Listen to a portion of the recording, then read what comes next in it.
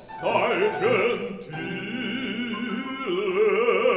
che insensibile e sottile,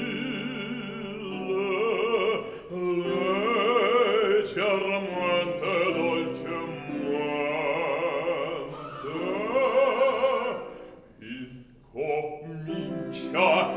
incomincia a sussurrar. Piano, piano,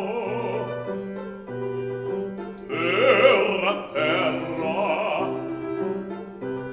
sottovoce, sibilando, va scorrendo, va scorrendo, va ronzando, va ronzando, nell'orecchie delle gente si introduce destramente, e le teste di cervelli, e le teste di cervelli, fa stordire, fa stordire, fa stordire, fa gonfiar.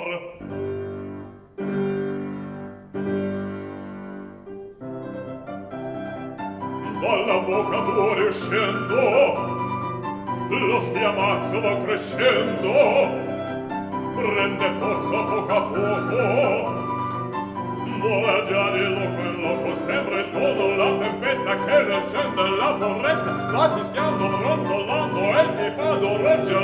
Alla fin tra bocca e scoppia, si propaga, si raddoppia e produce un'esplosione.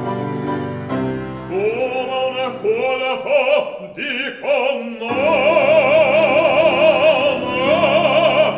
come una colpa di cannone, un tremoto, un temporale, un tremoto, un temporale, un tumulto generale che fa l'aria rimbombare, un tremoto, un temporale, un tremoto, un temporale, un tumulto generale che fa l'aria rimbombare.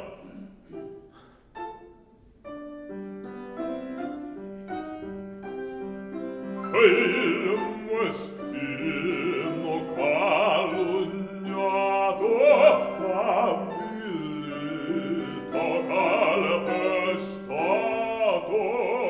sotto il pubblico flagello per gran sorte la crepar.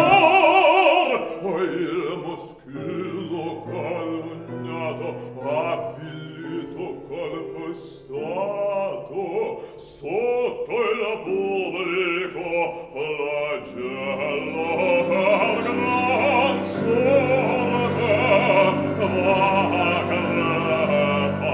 Sotto il pubblico flagello per gran sorte va crepar. Sotto il pubblico flagello per gran sorte va crepar. Si va crepar, si va crepar.